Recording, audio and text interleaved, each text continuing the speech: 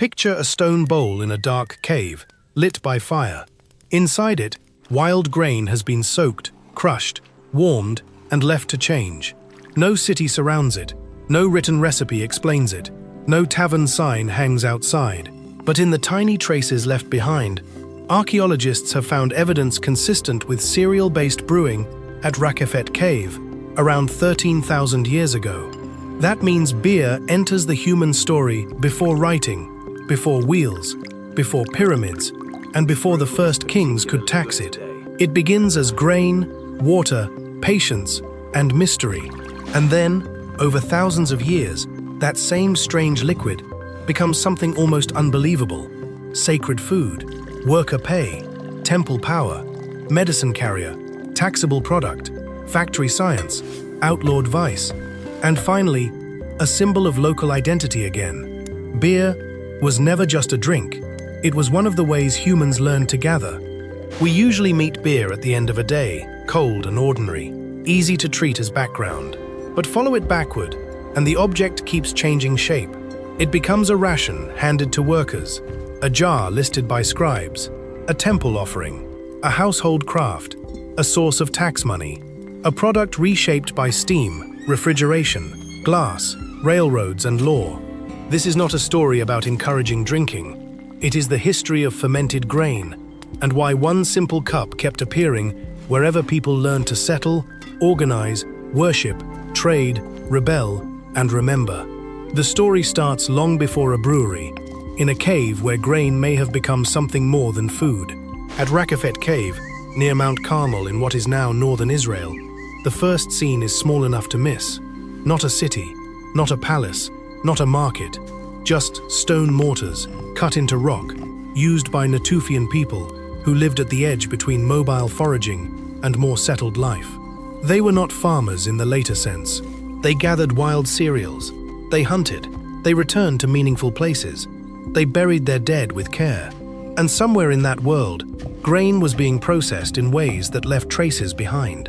Residue analysis from Rakefet has been interpreted as evidence consistent with fermented cereal-based brewing. The safest way to say it is this: it is among the earliest archaeological evidence yet identified for beer-like grain fermentation, and it pushes the story of brewing deep into prehistory. That matters because it changes the mood of the origin story. Beer does not begin as a polished product poured from a tap. It begins as an experiment inside stone, grain softened by water, warmed by the environment, touched by invisible microorganisms, and transformed before anyone had the language of chemistry. Imagine the discovery from the human side. Someone lifts the mash. It smells different. It tastes different. It changes the gathering around it. In a world where survival depends on the season, a transformed bowl of grain is not a novelty. It is a memory worth repeating. Here is the question that makes beer more than a fun archaeological footnote. Did humans begin cultivating grain only because they wanted bread, or did fermented grain drinks also pull them toward the field? The old version is neat. Farming creates surplus. Surplus creates villages. Villages create cities. Then beer arrives as a bonus. But early brewing evidence makes the line less clean. Some scholars have argued that the desire for reliable fermented cereal drinks may have been one pressure among several that encouraged people to gather, store, and eventually cultivate grain. Not the only cause. Not a magic answer. Human settlement was shaped by climate, food security, social bonds, ritual life, and many experiments that probably failed before they worked. But beer belongs in that argument because grain is demanding. You don't simply pick it and eat it like a berry. You collect it, carry it, dry it, grind it, soak it, heat it, protect it from pests, and plan around it.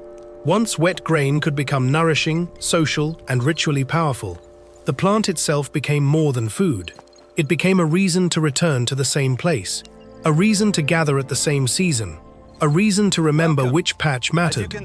Civilization probably did not begin because someone wanted a drink, but when civilization walked toward the doorway, fermented grain was already standing nearby. Now move forward to Mesopotamia, to the river plains between the Tigris and Euphrates.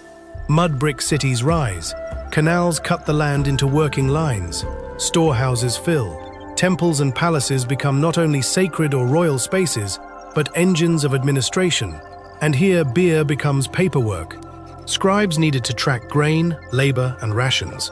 Workers needed calories. Institutions needed a way to turn harvest into dependable human effort. Beer fit the system perfectly. In ancient Sumer, barley and beer were distributed through temple and palace economies, and surviving records show beer functioning as part of workers' rations. Some reconstructions describe ordinary laborers receiving roughly a liter a day, though exact amounts varied by time, status, and source. That jar was not just refreshment, it was pay you could drink, food you could measure, authority you could taste. Picture the scene: a line of workers under a hot sky, a scribe pressing marks into clay, sealed jars leaving the storehouse one by one. The city is not held together by coins yet. It is held together by grain counts, labor lists, and daily distributions. A wall gets built because someone grew barley, someone brewed it, someone recorded it, and someone handed it out at the right time. One of the earliest urban economies did not simply count money, it counted jars. But in Sumer, beer was never only practical, it was also sacred. The brewing goddess Ninkasi gives us one of the most beautiful twists in the whole story. A recipe disguised as worship. The hymn to Ninkasi, known from ancient Mesopotamian tradition, praises the goddess while describing parts of the brewing process. It moves through malt, bapir bread, soaking, sweet aromatics in some interpretations, filtering, and the drawing of beer into vessels. That is a very old human move. When a process is powerful but not fully understood, people explain it with reverence. Grain goes in, something alive seems to happen.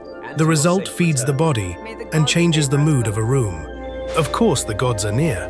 Brewing also sat close to baking and household grain work, which means women were central to beer production across much of early history. Later, as towns, guilds, monasteries, and commercial systems grew, brewing was increasingly professionalized and controlled by institutions. But before beer became an industry, it belonged to daily hands. That is why the hymn feels so important. It catches beer in two worlds at once. It is a technology and a prayer, a recipe and a song, a domestic craft and a divine gift. Beer was one of the first human inventions, ordinary enough to be daily and mysterious enough to be holy. In ancient Egypt, beer and bread were almost twins. Both came from grain. Both appeared in daily meals, offerings, wages, and medical preparations.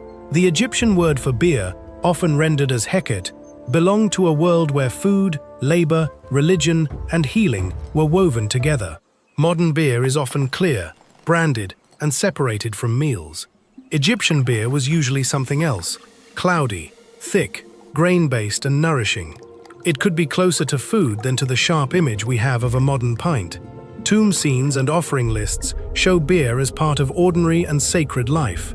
Models of bakeries and breweries place brewing beside bread making, as if the two processes were branches of the same tree. Grain was crushed, mixed, baked, soaked, strained, stored, carried, and offered. At Giza, archaeology has also helped complicate the old myth of pyramid builders as a mass of anonymous enslaved bodies. The picture is more organized and more human. Workmen's settlements, bakeries, breweries, provisions, teams, injuries, meals, and administration.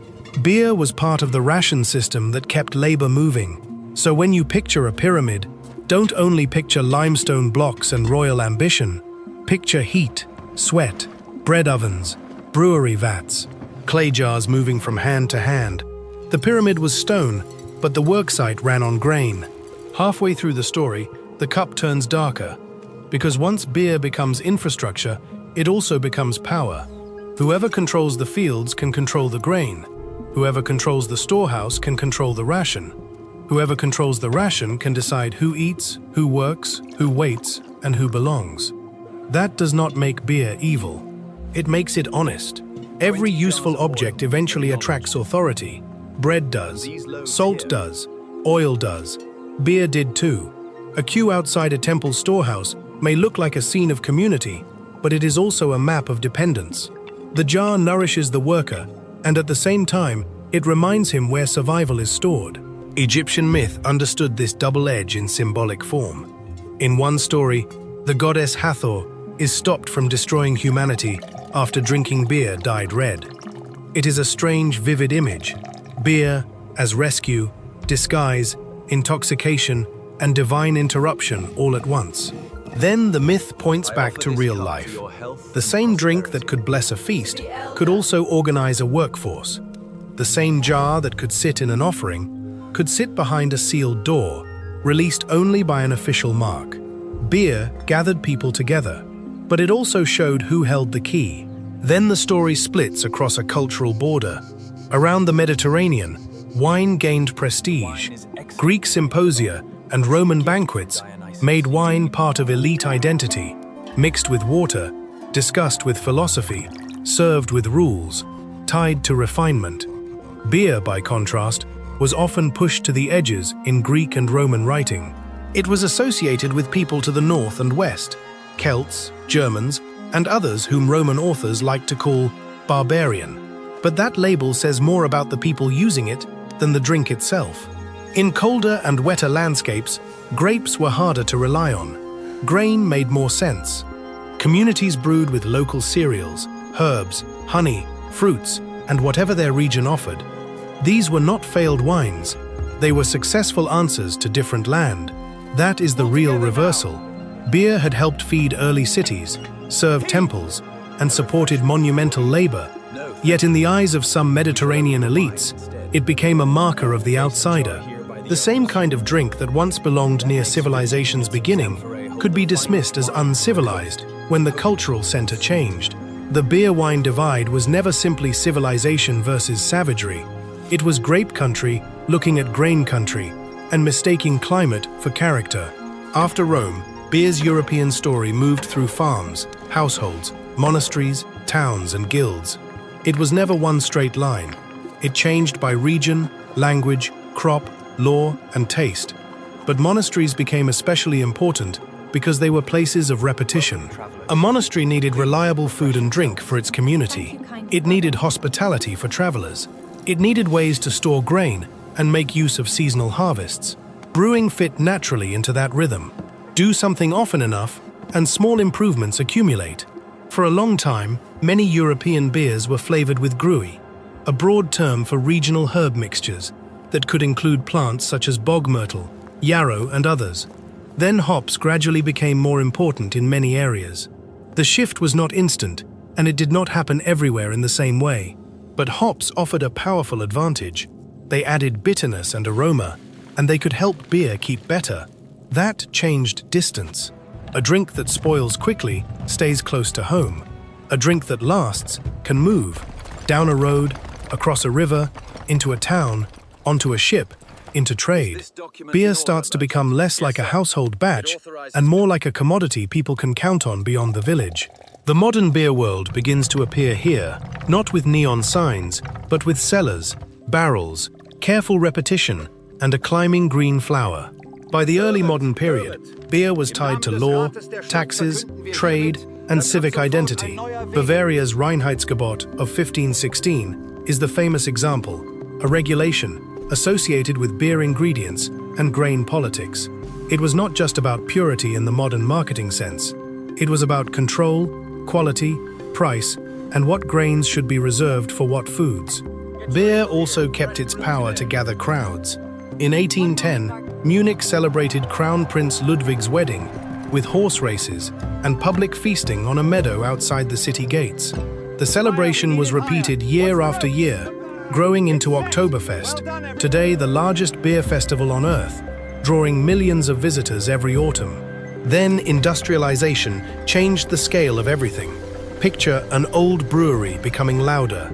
Steam power turns machinery that human arms once moved. Thermometers make heat visible as numbers. Hydrometers help brewers read sugar and strength. Ice, and later mechanical refrigeration, make cold fermentation more reliable outside winter and mountain cellars. Railways carry barrels farther. Glass bottles, and later improved packaging, make beer easier to sell beyond the place where it was brewed. Then 19th century microbiology gives language to the invisible world brewers had been managing by instinct. Pasteur's work on fermentation helps explain why batches sour, why heat can stabilize liquids, and why yeast is not magic but life. This is the great transformation. The old beer was place. It changed with water, weather, vessel, yeast, and season. The industrial beer was promise. Same flavor, same label, same expectation, again and again. For the drinker, that could feel like reliability. For the world, it meant beer was no longer only local memory. It was becoming a modern product. Once beer became a large modern product, governments saw it clearly, not as a mysterious gift, not as household grain-craft, as revenue, risk, and regulation. That is the late video reversal. The drink that began in ritual spaces and fed workers became something stamped, licensed, taxed, inspected, advertised, restricted, and sometimes banned. Beer moved from sacred food to taxable industry. The United States gives the most dramatic example. The 18th Amendment took effect in January 1920, banning the manufacture and sale of alcoholic beverages, including beer. Prohibition lasted until 1933. It did not erase demand. It pushed production and drinking underground, fed illegal markets, strained enforcement, and cut off a major source of tax revenue just before the country entered the crisis years of the Great Depression. When repeal came, it was not only a change in drinking law, it was an admission that fermented drink traditions were too deeply woven into social life, hospitality, business, taxation, and identity to disappear by command. The ancient state used beer to organize workers. The modern state tried to regulate, tax, and at times remove it. Both discovered the same thing. Once a cup becomes part of everyday life, it is very hard to separate it from society. By the late 20th century, another turn arrived. In many countries, brewing had become concentrated into large companies and standardized styles. The industrial promise had won. Consistency, scale, distribution, recognizability. But something had been lost. Home brewers, small breweries, and local beer movements began pushing back against sameness. In the United States, Britain, and elsewhere, the craft revival brought back older desires in modern clothes, local identity, seasonal ingredients, forgotten styles, experiment, imperfection, and story. The visual is not ancient, but the feeling is. A brewer opens a fermenter and smells the batch. Grain sacks sit in the corner with the name of a nearby farm. A chalkboard changes because this one will not taste exactly the same forever. People gather in a room, not only to consume a product, but to feel that it came from somewhere. That is what connects the tap room to the cave mortar. Not alcohol, not branding, not nostalgia. The deeper act is transformation, taking grain from the earth, inviting a living process, and gathering people around the result. Beer survived because it was never only a beverage. It was a way of turning harvest into memory, labor into community, and ordinary grain into a story people kept carrying. So the next time you see a glass of beer, don't only see a drink. See a cave mortar near Mount Carmel. See wild grain gathered by people who did not yet have cities. See Sumerian scribes counting jars as wages. See Ninkasi's hymn turning brewing into worship. See Egyptian workers fed by bread ovens and beer jars. See storehouse doors, Roman prejudice, monastery cellars, hop vines, copper vats, tax stamps, prohibition raids, and a small brewer lifting the lid on a living batch. Beer did not build civilization alone. Nothing that simple ever does. But it kept appearing at the pressure points, where people gathered, where labor had to be fed, where gods were thanked, where states counted, where industry standardized, and where communities tried to recover a taste of place. Across 13,000 years, fermented grain became a quiet witness to how humans learned to live together. What everyday food should we follow next? Salt, bread, coffee, cheese, or something stranger? Subscribe to Tales of the Table and leave the food you think secretly shaped civilization.